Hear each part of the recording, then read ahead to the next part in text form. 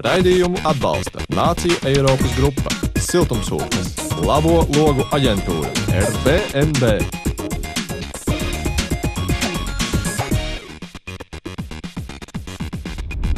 Man nav šaubu, ka tuvākajā laikā mēs tomēr redzēsim uz māju jumtiem saules baterijas un dažādus saules kolektorus ūdens siltumam un tā joprojām.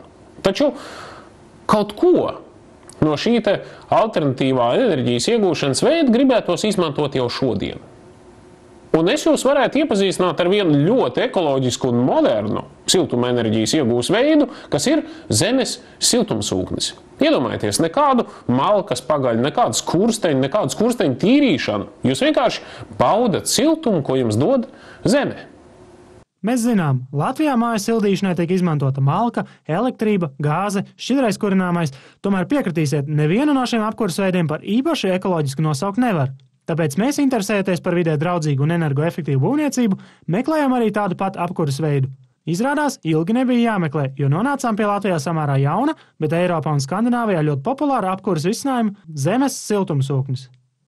Eiropā vispār ļoti liels enerģijas patēriņš tieši tiek tērēts apkurei, un lielākā daļa tās vielas, kas tiek dedzinātas, ja tā ir nafta, gāze, tās lielākā daļa tiek importētas.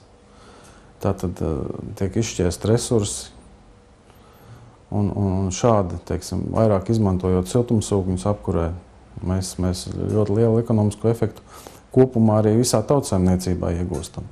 Atkrīt vajadzību tur veidot dažādus tīklus, tur gāzes vai šķidrā kurināmā kaut kādai izplatīšanai, atkrīt tur ogļu transports un tam līdzīgi. Tā vesela ķēde lietas, kas nav jādara, ja izmanto siltumsūkni, jo tā enerģija ir uz vietas, tā ir apkārtējā vidē, tā ir mums visur apkārt. Atliek pievadīt elektrību, jā, elektrība ir vajadzīga. Izklausās neticami, kā gan ziemā no zemes var dabūt siltumu, ja visapkārt vienīgs ledus un sniegs. Izrādās, te pievainas visai vienkārši fizikas likumi. Siltumsūknis patiesībā ir iekārta, kas paņem augsnē, ūdens krātuvēs vai dziļurbuma ūdenī akumulēto saules enerģiju. Tas tiek paveikts ar zemē vai ūdenī ievietota siltuma kolektora, jeb cauruļu sistēmas palīdzību, pa kura plūst vidēji draudzīga viela, kas lakoniski izsakoties pārnes zemes siltumu uz māju. Apkārtējā vidē ļoti daudz tās enerģijas ir, ja, teiksim, un tur tā grādu starpība, ko mēs savācam no apkārtējās vidas, nav liela. Pieņemsim, ārējā kolektorā mums aiziet -7 grādi, kas ir ieraksts mums apkārtējā zemē vai atrodas ūdens krātuvē. Pieņemsim -7 grādi. Tātad viņš tomēr sasilst, jo tur relatīvi ir siltāks, tad viņš tur sasilst varbūt līdz kādiem -5, -4 grādiem. Tātad 3 grādus viņš ir sasilis. Bet tur ir liels apjoms vielas, kas tiek sildīta. Ja? Teiksim, ja tā ir 200 kvadrātmetru dzīvojamā māja, tad tur kaut kur kāda pustonna griežās šī šķidruma, ko nepārtraukti mums pārnestos pa tiem 3 grādiņiem. Un tad tas kopumā dod daudz. Siltumsūknis patērē vidēji kaut kur 1 kWh elektroenerģijas, ja? Un dod mums 4 kWh siltumenerģijas. Arī tas svārstās, protams, jo modernāk iekārta patreiz tiek attīstītas iekārtas, un viņas kļūst arvien efektīvākas un efektīvākas. Zemes siltumsūknis spēj darboties arī pie -30 grādiem, vienīgi tā efektivitāte nebūs tik augsta, un tas tērēs vairāk elektroenerģijas. Tomēr, pavērojot mūsu platuma grādu klimatu, nākas secināt, ka ilgstošas un izteikti bargas ziemas kļūst aizvien retākas. Vēl zemes siltumsūknim ir raksturīga kāda īpašība, kas potenciālos interesantus sākotnēji nevisai apmierina. Tās ir salīdzinoši augstās ierīkošanas izmaksas, jo kolektoru sistēmas uzstādīšana nav ļoti lēts process. Tomēr ilgtermiņā tas viss viennozīmīgi atmaksājas. Salīdzinot siltumsūkņu apkuri patreiz, kas ir, teiksim, visi pieejamie kurināmā veidi un tā tālāk, ir siltumsūknis ekonomiski pie patreizējām elektrības cenām ir visizdevīgākais. Nerunāsim par to, ka tas, protams, arī viskomfortablākais ir, ja, jo kaut vai salīdzinot ar malku, ja mēs viņu pērkam šeit pa tirgus cenām, ja mēs tikpat daudz, cik par siltumsūkņu patērēto elektrību samaksāsim par malku. Tikai tāda starpība, ka tur būs jānodarbojas ar visu to procesu, kas ar to ir saistīts, ar tiem pelniem un ar tā tālāk. Siltumsūknis visefektīvāk darbojas komplektā ar siltajām grīdām, kas efektīvāk un vienmērīgāk izplata siltumu pa mūsu mājokli. Mums pašiem ar šādu apkuri vairs nav jādara pilnīgi nekas, sēdi un baudi siltumu. un jo lielāka ir mājas apkurināmā platība, jo lielāka sanāk enerģijas ekonomija, un ātrāk šāds apkurs veids atmaksāsies. Parasti būvniecībā, ko jau mēs no 98. gada izmantoja gāzi pārsvarā, bija kas tāds ļoti perspektīvu lieta, bet bija problēmas ar to, ka ļoti dārga izbūves un visur nebija pieejams. Arī šeit, kur būvēja tieši šo māju sev, bija problēma ar to, ka gāze blakām ir, bet tieši vēl uz tās ielas, kur es būvēju, nav, jo tas ir jauns ciemats.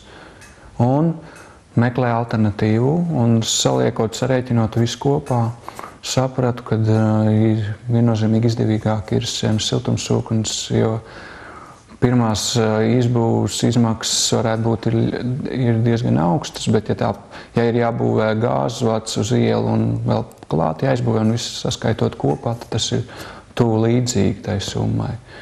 Un bez šaubām arī ekonomiskāk ir. Taču visai šai idilē ir viens ļoti būtisks priekšnosacījums – mājas kvalitāte.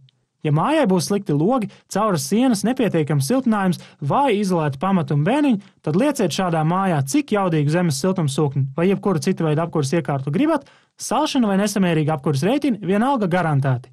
Turklāt efektīvai un ekonomiski izdevīgai apkurei nemazāk svarīgi ir arī precīzi veikt iekārtu jaudas un izmēru aprēķini, ko noteikti jāuztic profesionāļiem. Siltumsūkņu gadījumā ļoti viegli var nošaut greizi. Tas arī ir bieži vien par cēloni, kāpēc rodās tu negatīva informācija par siltumsūkņu apkuri. Šeit būtiski ir visi faktori. Sākot ar pareizi izveidotu siltumsūkņu ārējo kolektoru, tad pareizi izvēlēt iekārtu pie dotās mājas, un treškārt mājas iekšējā apkuras sistēma. Šie visi faktori ir ļoti būtiski, jo ja mums, pieņemsim, nebūs pietiekams jaudas ārējais kolektors, siltumsūknis nebūs pietiekami efektīvs, būs pastiprināts elektroenerģijas patēriņš viņa darbībā. Tas pats notiksies, ja iekšējā apkuras sistēma nebūs pareizi izveidota. Nobeigumā vēl atgriezīsimies mazliet pie zemes siltumsūkņu labajām īpašībām. Būtiska piebilde. Zemes siltumsūknis arī vasarā jūs nodrošinās ar silto ūdeni, bet pašas modernākās sistēmas spējas gan vasarā piedāvāt arī mājokļa dzesēšanu, gan arī dos iespēju attālināt ar internetu palīdzību, veikt iekārtas kontrolēšanu un pat problēmu novēršanu, kas Latvijā parasti rodas nestabilās strāvas dēļ. Latvijā aizvien vairāk cilvēku nonāk pie secinājuma, ka zemes siltumsūknis, lai arī sākotnēji šķiet dārgs, finālā tomēr sanāk viens no ekonomiski izdevīgākajiem un viennozīmīgi ērtākajiem apkuras risinājumiem. Es esmu pilnīgi pārliecināts, ka siltumsūkņu apkura ir tas, uz ko mēs ejam. Jā. Teiksim, to pierāda Somijas, Zviedrijas pieredze, jā, kas ir tāpat dzīvo tādā pašā klimatiskajā zonā kā mēs. Un paskatieties, kas notiek kaut vai Somijā. Pagājušajā gadā es biju 2 būvniecības izstādēs. Tur ir tādas izstādes, kur tiek uzbūvētas gatavas mājas esošiem pasūtītājiem. Tur tajās, pieņemsim, individuālajās dzīvojamās mājās vispār nekā cita nav kā ūdens apsildāmās grīdas un siltumsūkņi. Tikai. Tur cita apkuras veida vispār netiek izmantota. Tātad tur ir izdarījuši šo izvēli par labu tam. Jā. Tagad siltumsūknis arī Eiropā ir atzīts par atjaunojamo resursu. Jā. Un tātad mēs uz to arī ejam. Nekas cits jau cilvēcei neatliek. Jāvirzās uz atjaunojamo resursu izmantošanu, jo vispār drīz beigsies.